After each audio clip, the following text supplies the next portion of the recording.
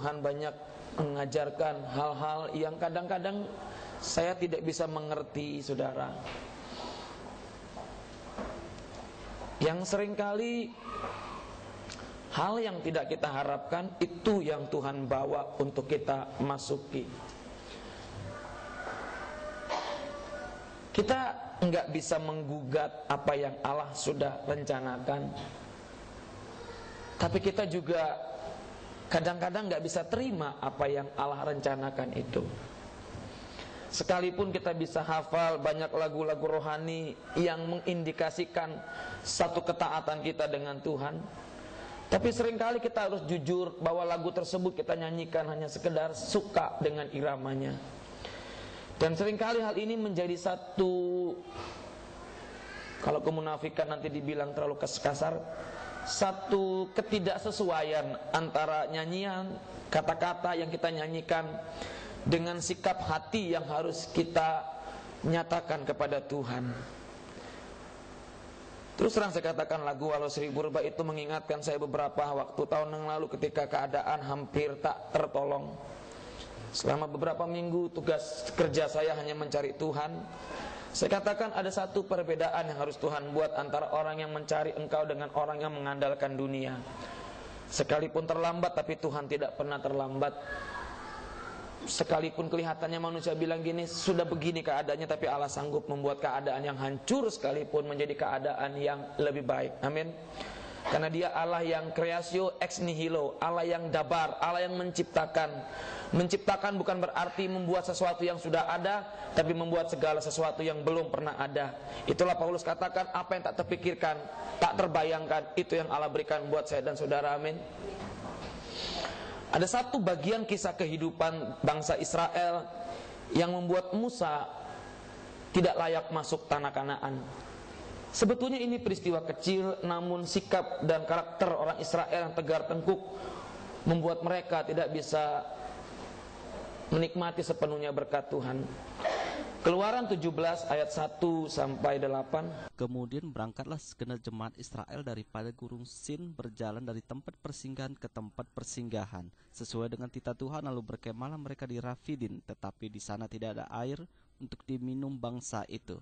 Jadi mulailah mereka itu bertengkar dengan Musa, kata mereka, berikanlah air kepada kami supaya kami dapat minum. Tetapi Musa berkata kepada mereka, mengapa kamu bertengkar dengan aku? Mengapa kamu mencobai Tuhan? Hauslah bangsa itu akan air di sana. Bersungut-sungutlah bangsa itu kepada Musa dan berkata, mengapa pula engkau memimpin kami keluar dari Mesir untuk membunuh kami, anak-anak kami dan ternak kami dengan kehausan?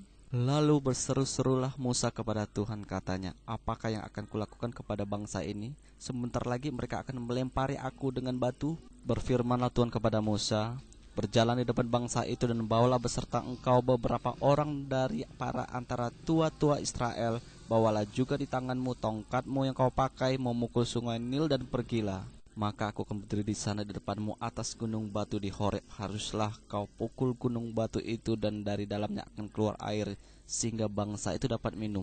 Demikianlah diperbuat Musa di depan mata tua-tua Israel. Dinamailah tempat itu Masa dan Meribah, oleh karena Israel telah bertengkar dan oleh karena mereka telah mencobai Tuhan dengan mengatakan, adakah Tuhan di tengah-tengah kita atau tidak? Lalu datanglah orang Amalek dan berperang melawan orang Israel di Rafidim. Apa? Sesuai dengan, saya ulangi sekali lagi, perhatikan baik-baik.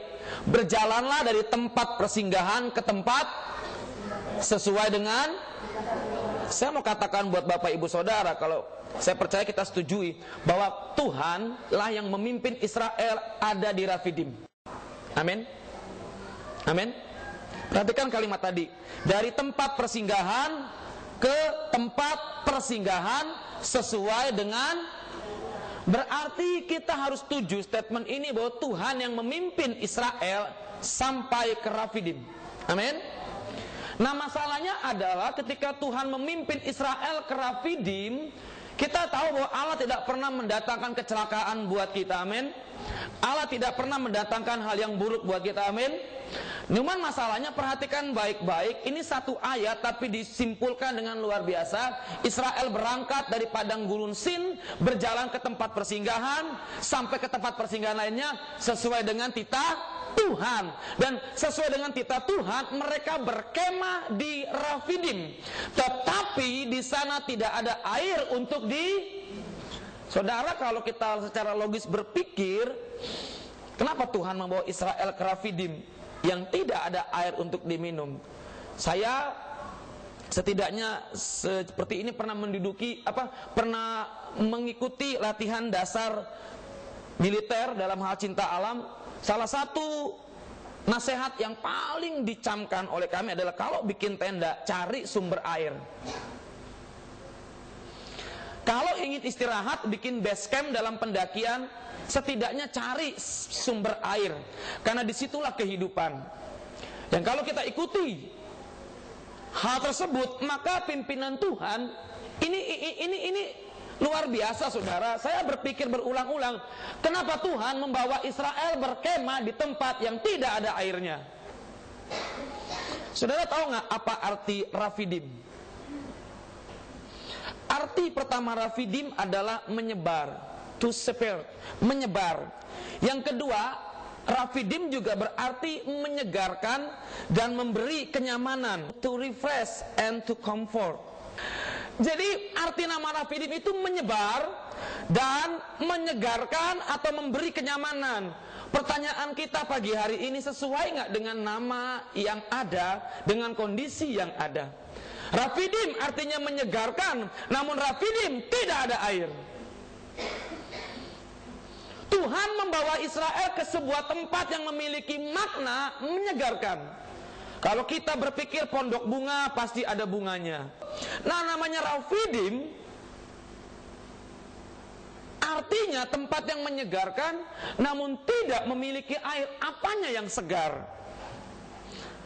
Apa ada yang salah dengan kehendak Tuhan? Kalau Tuhan dipersalahkan, berarti hari ini kita nggak ibadah. Karena ketika Allah berbuat cacat satu kali, seumur hidup kita susah mempercayai Allah, karena Allah adalah alitheiya, kebenaran tertinggi dalam hidup kita.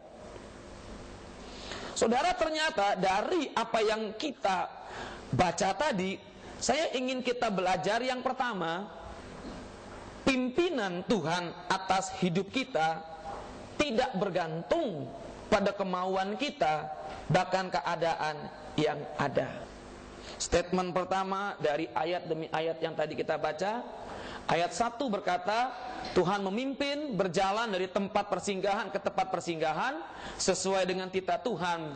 Dan sesuai dengan titah Tuhan mereka berkemah di Rafidim, dan di Rafidim tidak ada air. Jadi kita simpulkan kalimat ini dalam satu statement, pimpinan Tuhan atas hidup kita tidak bergantung pada kemauan kita dan keadaan yang ada. Amin. Pimpinan Tuhan atas hidup kita tidak bergantung pada kemauan kita dan keadaan yang ada. Dengan kata lain, kalimat yang lebih simpel, Tuhan punya kemutrakan, kedaulatan atas hidup kita, dan Dia tidak butuh pertimbangan kita untuk menentukan jalan yang harus kita lalui. Amin. Roma 11 ayat 33 sampai 36. Oh, alangkah dalamnya kekayaan hikmat dan pengetahuan Allah. Sungguh tak terselidiki keputusan-keputusannya, dan sungguh tak terselami jalan-jalannya. Sebab siapakah yang mengetahui pikiran Tuhan? Atau siapakah yang pernah menjadi penasehatnya? Atau siapakah yang pernah memberikan sesuatu kepadanya sehingga ia harus menggantikannya? Sebab segala sesuatu adalah dari Dia dan oleh Dia dan kepada Dia, bagi Dialah kemuliaan sampai selama-lamanya. Amin. Kalimat yang indah. Siapa yang pernah memberikan sesuatu kepadanya sehingga ia harus menggantikannya? Kalau ini diterapkan dalam persembahan, saudara akan nangis semua pagi hari ini. Karena Tuhan gak butuh perpuluhanmu sebetulnya. Perpuluhan mengajar kita untuk tidak terikat pada harta. Tuhan gak butuh persembahanmu sebetulnya. Dan Tuhan tidak terikat hutang sama kita, karena sebetulnya kita yang berhutang sama Tuhan. Dan apapun yang kita kerjakan buat Tuhan tidak mencukupi untuk kita membayar hutang itu. Amin.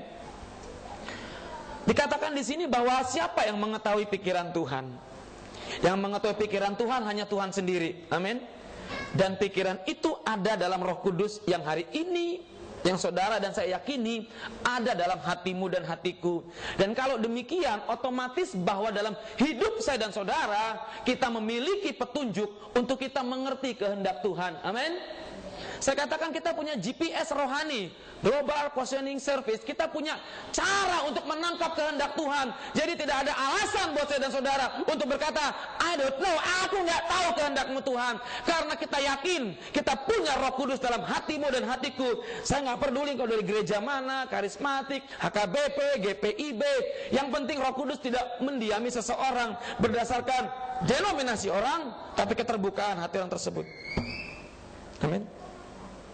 Nah, kalau Roh Kudus ada dalam hati kita, berarti kita punya peluang yang besar untuk tahu kehendak Tuhan. Setuju? Setuju? Kan Roh Kudus itu Allah. Betul? Allah yang tahu pikirannya dia sendiri. Dan Roh Kudus itu nggak egois, dia suka membagi, share apa yang Bapak mau. Karena dia suka membagi pada kita, yang menjadi kesulitan terbesar Allah adalah bukan setan. Setan itu sudah kalah. Jadi kalau Roh Kudus itu ada dalam diri kita, kita punya peluang besar untuk tahu kehendak Allah. Dan yang jadi kesulitan buat Allah bukan setan, bukan keadaan. Yang jadi kesulitan terbesar buat Allah untuk membawa kita kepada kehendaknya adalah diri sendiri. Nggak percaya?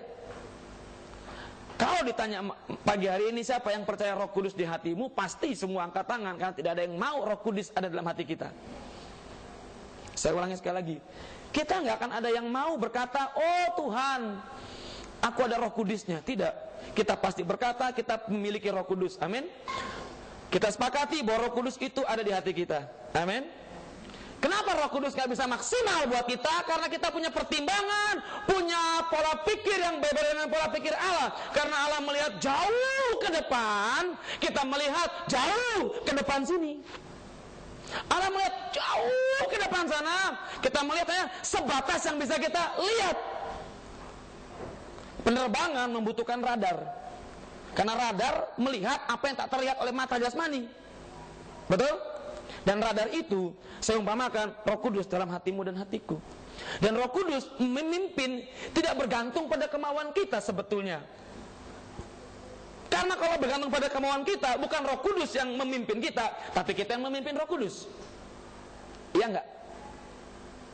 Seperti naik taksi, duduk, bang lewat sini, lewat sini, lewat sini, lewat sini. Kenapa kita begitu? Karena kita bisa bayar tongkat taksi. Kita nggak bisa bayar Roh Kudus. Allah katakan, jangan berpikir kita hutang sama Tuhan. Sekalipun persembahan kita besar, kolekte kita banyak, pelayanan kita banyak, jangan berpikir kita menghutangi Tuhan. Kita yang hutang sama Tuhan, dan itu nggak akan pernah lunas sampai akhir hidup kita. Amin. Jadi saya mau katakan pagi hari ini, kalau kita yang berpikir pimpinan Tuhan sesuai keadaan kita, Tuhan bukan memimpin kita, tapi kita memimpin Tuhan. Dan kalau gini yang jadi Tuhan siapa? Kita. Dan ajaran ini ada dalam ajaran penyembahan berhala. Berhala itu yang ngatur tuh kita, bukannya dia ngatur kita. Karena berhala itu gampang disogok. Jadi kalau berhala itu kan kita kasih persembahan, kita atur dia. Semalam saya khotbah seperti ini. Orang Kristen kenapa hari-hari ini jadi Kristen kalau? Saya akan ke gereja kalau pendeta perhatikan, kalau Tuhan tolong saya, kalau saya diberkati. Saya akan rajin berdoa kalau. Orang Kristen itu seperti dipancing gitu. Aku akan sungguh-sungguh kalau ada berkat. Aku akan memberi kalau 60 kali ganda, 100 kali ganda. Kalau akibatnya apa? Kita jadi Kristen kanak-kanak. Besok belajar pinter ya, nanti papa belikan mainan. Jadi orang belajar karena ingin. Kemarin seorang jemaat sharing dengan saya, Om gimana beli laptop buat anak kecil? Uset. Untuk apa? Cuma ngetik pakai laptop. Buat apa? Kenapa? Bapaknya janji kalau dia ranking 1 dapat laptop. Jadi dia belajar sungguh-sungguh. Kenapa? Karena tahun kemarin ketika bapaknya janji nggak dipenuhin, dia ranking 6. Ketika janji laptop ranking 1. Kita boleh ketawa, tapi iman kita kadang seperti itu. Betul? Saya mau nyapa nyapa dia kalau dia nyapa saya dahulu. Betul? Saya mau mengasihi dia kalau dia mengasihi saya lebih dahulu. Saya mau mencintai istriku kalau dia cintaku lebih dahulu. Saya mau merubah kalau dia berubah lebih dahulu. Kristen seperti ini, Kristen yang gak bisa ikuti standarnya Tuhan, dipimpin kemana-mana tanpa melihat kemauanmu dan keadaan. Kristen seperti yang harus kita kerjakan, Kristen walau 1000 rebah di kiriku, kau tetaplah Allah penolongku. Amin. Walau doaku gak terjawab Tuhan, kau tetap Allah bagiku. Semalam saya khotbah, saudara tahu gak? Abraham itu dibilang bapak beriman, kenapa? Karena janji yang Tuhan berikan, bukan dia yang terima. Siapa yang terima, Bu? Anak cucunya. Kalau hari ini kau berdoa, berkati aku Tuhan. Tuhan bilang gini, hai anakku, yang terima janji dan berkat itu, anak cucumu. Masih setia gak? Kan kita kan serba pakai formulasi, doa harus begini, iman, klaim, sembuh, klaim. Tuhan bilang gini, mati gimana? Jadi kita mau belajar pagi hari ini. Kita nggak usah banyak komplain sama Tuhan, nggak usah banyak sungut-sungut sama Tuhan. Kalau kita berkata peganglah tanganku Roh Kudus, aku ikutin maumu, ya sudah. Karena Tuhan nggak bergantung pada pimpinan kita, Tuhan bergantung pada kehendak Dia untuk memimpin kita. Kita nggak boleh tawar-menawar dengan Tuhan. Orang yang tawar-menawar itu orang yang masih kanak-kanak rohaninya. Aku mau setia ke gereja kalau Tuhan tolong usahaku. Enak aja kau. Aku mau setia ke gereja om, kalau Tuhan pulihkan keluargaku. Yang bikin keluarga kacau kau sendiri. Kenapa kau nuntut Tuhan? Kemarin waktu doa di Tapang Munti saya ketawa saudara. Ada bapak-bapak doa datang. Bapak mau doa apa? Sesak saya pak. Saya cium bau gudang garam. Bapak mau apa? Doakan biar jantung saya sembuh. Bapak ngerokok, iya. Bapak berhenti rokok dulu ya. Janji, dia diam. Saya cuma doakan Tuhan jamah dia supaya dia bertobat. Udah. Ada ibu-ibu sama pusing. Kenapa pusing bu? Saya tanya ibu mau doakan. 4 ibu-ibu pusing semua. Heran saya. Pusing. Kenapa ibu pusing? Banyak masalah. Pantas. Ini lucu kan jemaat, ketika sakit, ketika punya masalah datang ke Tuhan. Tapi masalah itu yang buatkan kita sendiri. Sakit bengek, sakit jantung kan dia sendiri yang ngerokok. Saya bilang, berhenti rokok. Betul? Ibu ini pusing. Ada lagi ibu stroke. Ibu ngerokok. Aduh, ibu. Aduh. Saya cuma doakan Tuhan jamah supaya hatinya dipulihkan. Saya nggak mau mendoakan sembarangan saudara sekarang. Kalau engkau sakit karena ulahmu, pertama kau harus bertobat. Jangan minta Tuhan pulihkan engkau untuk sembuh. Harus jujur. Keluargamu hancur karena selingkuhmu, karena karaktermu, karena tabiatmu, karena keputusanmu yang salah. Beresin dulu baru Tuhan pulihkan. Amin. Allah bukan dukun yang datang kasih ayam putih, ayam merah, kasih angpau, sembuh. Saya katakan berkali-kali, di sini ibadah rumah tangga, pendeta nggak boleh terima amplop karena pendeta nggak boleh diatur. Dalam arti, gua kasih lu duit pendeta lu khotbah yang enak-enak. No. Sampai saya bilang kalau nggak suka dengan gereja ini cari gereja lain. Amin. Saudara harus belajar mentaati kehendak Tuhan tanpa harus menggugat apa yang menjadi kehendak Dia. Karena di balik kehendak Tuhan ada berkat yang melimpah yang tak terpikirkan oleh kita. Daud dibawa Tuhan ke Ziklag. Ziklag hancur, keluarganya dirampas semua, hampir dibunuh Daud. Tapi Daud tetap menguatkan kepercayaannya pada Tuhan. Daud memperoleh berkat yang melimpah. Kadang-kadang kita terlalu gampang menilai seperti Israel, enggak ada air minum, marah. Biasanya orang ini suka cari kambing hitam. Saudara sering nggak dalam kita punya masalah, kita gampang cari kesalahan orang lain.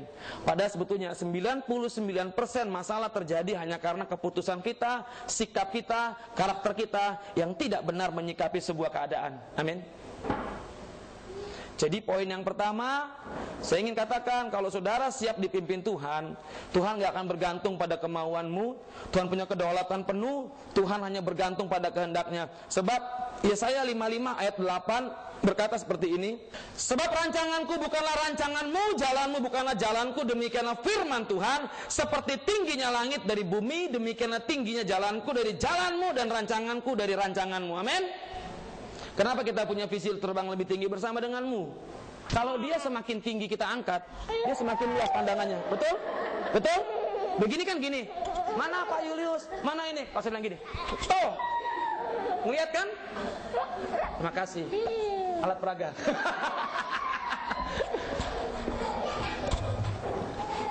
Semakin orang taat sama Tuhan, semakin dia diangkat, wawasannya, cara pandangnya semakin luas. Karena program Tuhan, softwarenya Tuhan itu ditanam dalam otaknya, dan cara dia menilai segala sesuatu itu lebih bijak. Amin. Amin. Jadi kalau saudara punya hati mengasihi Tuhan, gampang melihatnya, makin bijak nggak engkau menilai masalah. Sumpah. Poin yang kedua, saya tidak akan bicara tentang bagaimana Musa tangannya diangkat oleh Harun dan Hur ya, itu sering dikhotbahkan. Yang kedua,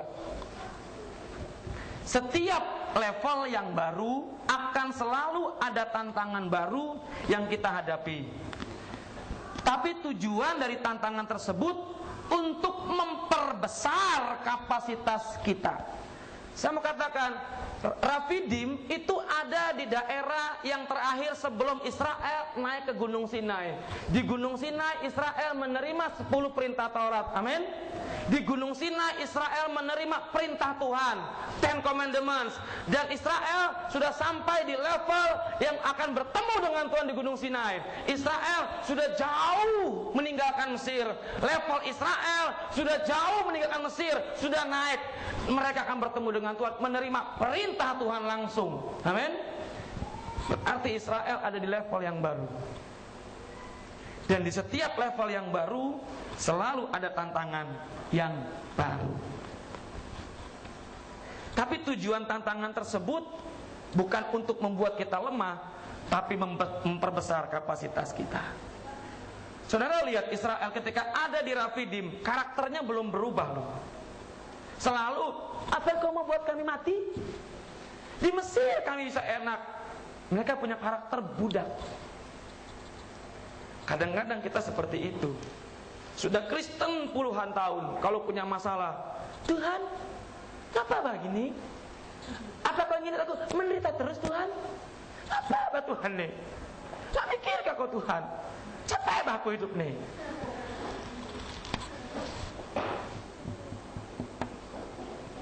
Hal yang paling gampang yang iblis kerjakan buat kita adalah mengeluarkan memori masa lalu untuk dijadikan alasan menyalahkan Tuhan ketika keadaan tidak seindah keadaan masa lalu. Amin. Maka itu Paulus bilang apa? Yang lalu kuanggap sampah. Memori nggak bisa dihapus. Tanya di sini jujur, yang suami istri juga tanya, siapa pacar pertamamu? Tapi dikasih Tuhan. Poin yang kedua tadi saya katakan bahwa setiap level ada tantangan baru, tapi tujuannya untuk memperbesar kapasitas kita. Rafidim punya dua arti, menyebar dan tempat perteduhan, tempat kenyamanan. Saya mau katakan kalau Tuhan sudah bawa Israel ke Rafidim, artinya Tuhan ingin Israel mengubah Rafidim. Amin. Amin. Kalau saudara hari ini ada di tempat ini dalam level rohani yang lebih tinggi dari kemarin, artinya saudara harus mengubah keadaan, bukan diubah keadaan. Harus ada sebuah penyesuaian yang terjadi dalam hidup kita terhadap keadaan yang kita terima, keadaan baru.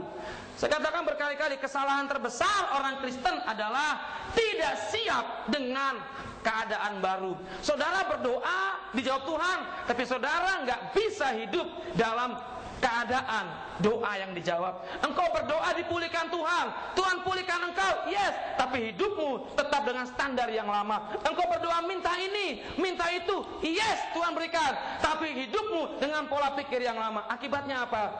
Keadaan yang baru bisa menjadi berhala baru dalam hidupmu. Untung aja firman Tuhan berkata, tak gendong.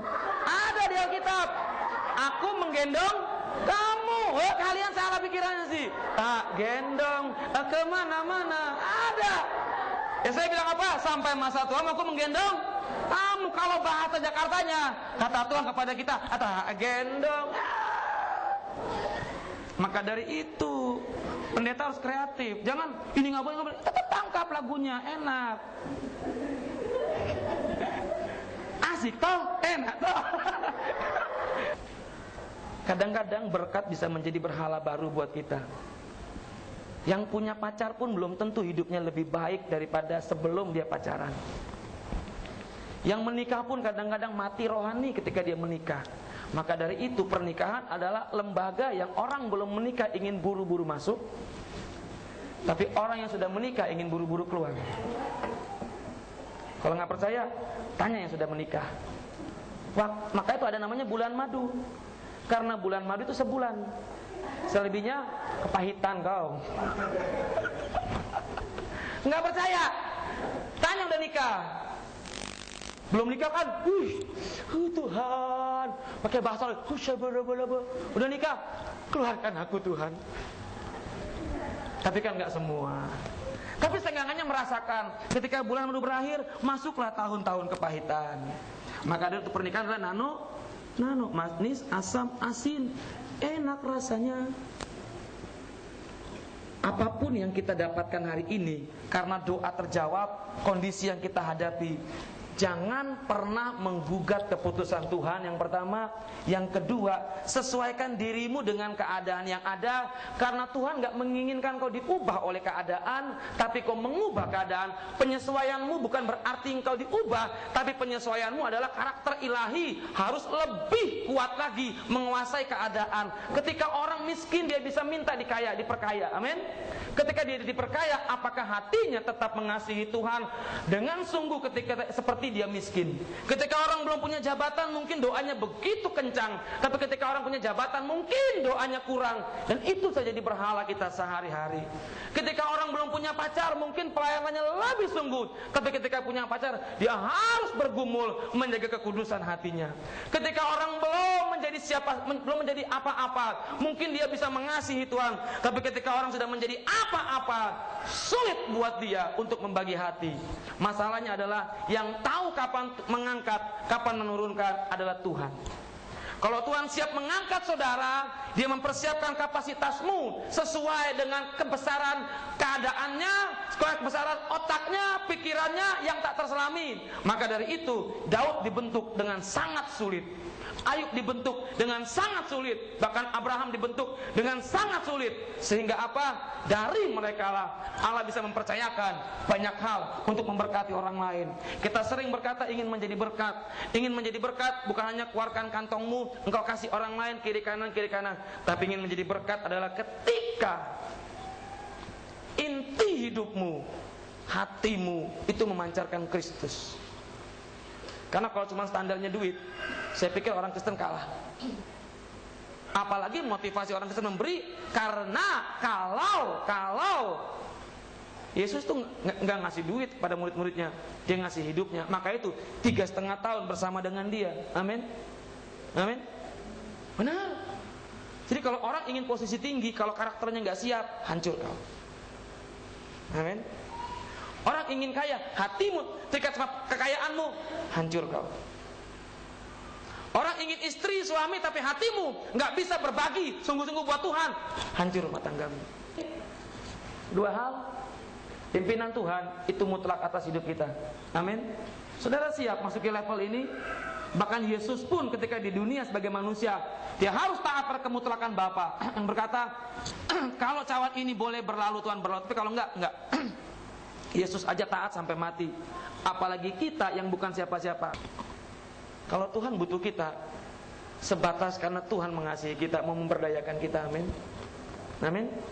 Untuk apa mati di kayu salib? Hanya untuk manusia yang tegar tengkuk seperti saya dan saudara. Dia punya malaikat yang jumlahnya masih 2/3, 1/3 jadi setan. Dan malaikat lebih taat dari kita. Tanpa harus dibangunin, malaikat menyembah siang dan malam kepada Bapa. Tapi kita banyak ngeyelnya. Dikasih perintah ini, Tuhan, malaikat nggak pernah menyalahkan Tuhan. Gabriel begitu taat menjalankan perintah, tapi kita, aduh. Pikir nggak saudara? Maka itu moto hidup kita di gereja ini adalah, kalau itu mendatangkan kerugian bagiku, tapi kemuliaan bagi Bapa, itulah pilihan yang harus kita lakukan. Jangan dibalik. Kalau itu mendatangkan kerugian bagi Bapa dan keuntungan bagiku, lakukan. Salah. Kalau itu mendatangkan kerugian bagi kita, tapi kemuliaan bagi Bapa, lakukan. Karena kemuliaan Bapa lebih besar daripada kemuliaan yang dunia berikan. Hari ini dunia puji engkau, hebat. Besok dunia bisa lempar engkau dengan batu seperti Musa. Betul? Ketika keluar Mesir, orang Israel bilang gini, Musa is the best, Musa pahlawan kami. Tapi ketika seperti ini, Musa hampir dilempar. Daud dipuji-puji, tapi ketika Daud punya masalah, orang hampir melempari dia. Manusia menilai hanya berdasarkan pikiran sesaat, tapi Tuhan menilai dengan jujur. Sebab itu mana yang mau kau ikuti? Pimpinan Tuhan yang mutlak, atau kehendakmu, atau kehendak manusia? Dan kalau kau mengikuti dipimpin Tuhan, saya mau katakan, setiap tingkatan ada berkat yang lebih besar di tingkat selanjutnya, tapi ada ujian yang lebih berat. Dan hanya orang-orang yang punya kesungguhan hati untuk taat sama Tuhan akan menang. Sebab itu, jangan berani mengklaim kita lebih dari pemenang kalau engkau penakut menghadapi masalah hidup. Jangan mengklaim engkau orang-orang yang menang, anak Allah, anak kerajaan, kalau hidupmu hanya menuntut Tuhan. Anak raja. Kenapa Tuhan pakai istilah kerajaan? Karena dalam kerajaan tidak ada demokrasi. Amin.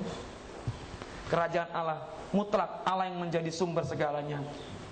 Artinya kita nggak boleh beriman. Iman itu bagus, janji Tuhan itu bagus, tapi jangan sampai janji itu membuat kita kecewa saat Tuhan tidak mengabulkannya pada hari ini. Mungkin Tuhan kabulkan nanti, tapi yang penting adalah hidup kita seperti Abraham. Sekalipun keadaan nggak mendukung, kita tetap setia. Sekalipun janji itu untuk anak cucunya, dia tetap setia. Karena yang menjadi tujuan hidup Abraham adalah bukan penggenapan janji itu, tapi Tuhan. Ibrani 11 berkata, banyak orang mati gak menikmati janji-janjinya. Orang setia dalam Tuhan dibakar, dipotong, digergaji, disalibkan. Mereka gak terima berkat mobil, berkat kaya, berkat kelimpahan, berkat segala apa lagi macam-macam. Mereka tetap setia. Hari ini saya mau ajarkan dari firman Tuhan ini buat saudara adalah kesetiaan itu akan diuji. Bukan saat engkau nyanyi, tapi saat akhir zamanmu. Akhir zaman bukan bicara soal kiamat, Tuhan datang, bumi gonjang-ganjing, langit kelak, bukan. Akhir zaman adalah ketika hidupmu ditutup oleh Tuhan dan engkau mengalami kematian. Itu akhir zamanmu. Saya enggak menakuti. Beberapa hari ini, bulan ini saya melihat orang-orang muda dipanggil Tuhan dengan cepat. Jangan berpikir nunggu tua kita meninggal. No. Kalau Allah mau panggil, berarti Allah lebih mengasihi kita untuk bersama dengan Dia. Berarti hidup kita setiap hari adalah dibaktikan kepada Dia. Amin buat firman Tuhan.